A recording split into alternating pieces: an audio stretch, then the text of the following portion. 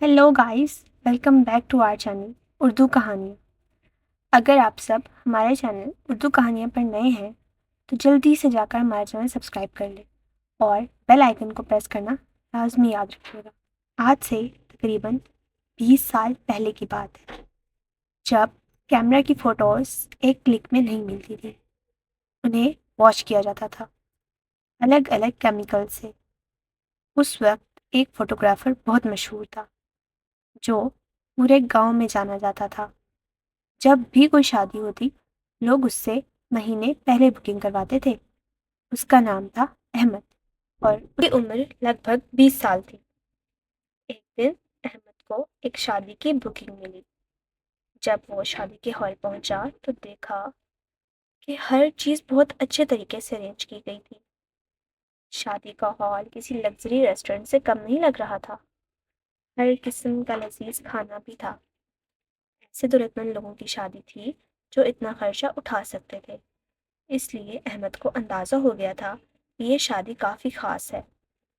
अहमद अपनी पोजीशन पर खड़ा हो गया और कैमरा से सबकी फ़ोटोज़ लेने लगा।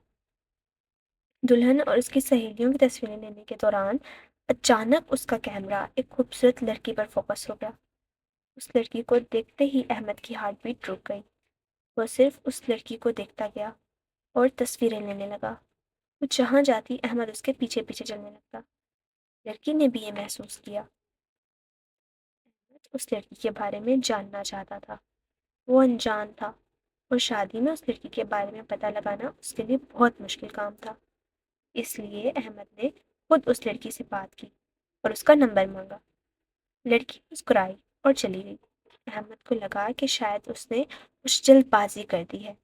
लेकिन कुछ देर बाद एक छोटा बच्चा अहमद के पास आया और अपने हाथ में एक पर्ची दी जिस पर उस लड़की का नंबर लिखा हुआ था। अहमद खुशी से पागल हो गया। उसने पर्ची को देखकर उछलते हुए खुशी से नाचना शुरू कर दिया। ये उसकी पहली नज़र की मोहब्बत थी और आज उसका जवाब भी मिल गया था। घर आकर अहमद अपने बेड पर लेट गया और उस लड़की राबिया के बारे में सोचने लगा।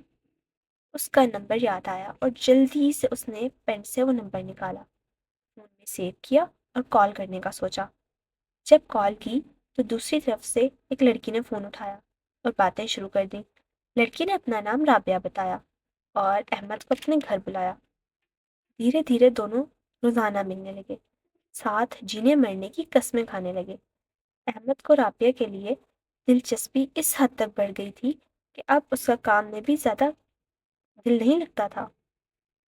एक दिन उन्हीं लोगों की कॉल आई जिनकी शादी में अहमद ने राबिया को देखा था।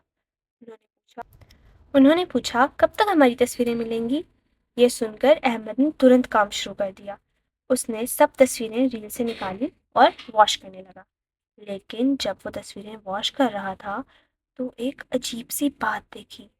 जो तस्वीरें उसने राबिया की ली थी उनमें राबिया का चेहरा बिल्कुल गायब था।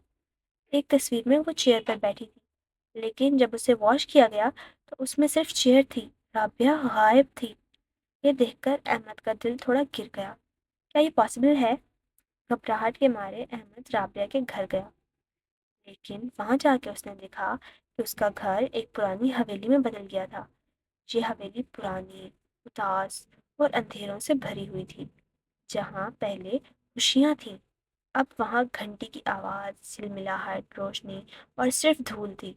अहमद का दिल जोर जोर से धड़क रहा था। जब वो हवेली के अंदर गया, एक आदमी गुजरा और उसने अहमद से पूछा, तुम यहाँ क्या कर रहे हो? अहमद ने कहा, मैं उनसे मिलने आया हूँ जो इस घर में रहते हैं। आदमी ने हैरानी से जवाब दिया, ये हवेली पिछले 15 साल से बंद है, यहाँ कोई नहीं रहता। ये सुनकर अहमद का रंग पीला पड़ गया। उसने ट्राई किया कि राबिया का नंबर दोबारा कॉल करे, लेकिन फ़ोन बंद था। फिर वो कॉल रिकॉर्ड्स के पास गया, लेकिन उन्होंने बताया कि ये नंबर उन्होंने कभी इशू ही नहीं किया। अहमद का दिमाग हिल गया। फिर उसने उन लोगों के पास जाना शुरू किया जिनकी शादी में उसने राबिया को देखा था। उन्होंने इनकार कर दिया और कहा कि उन्होंने ऐसी किसी लड़की को नहीं देखा था। का दिल और टूट गया। उसने घर वापस जाकर खुद को एक कमरे में बंद कर लिया। 4 दिन गुजर गए। अहमद के घर वाले परेशान थे। उन्होंने दरवाज़ा नॉक किया, لیکن کوئی جواب نہیں آیا۔ جب زبردستی دروازہ توڑا گیا تو جو سب نے دیکھا اس سے سب کے ہوش اڑ گئے۔ احمد کی لاش نیچے پڑی تھی اور کسی کی چوڑیاں بھی وہاں تھیں۔ یہ سارا کچھ رابعہ نے کیا تھا، جو اپنی محبت کو اپنے ساتھ لے گئی تھی، ہمیشہ کے لیے۔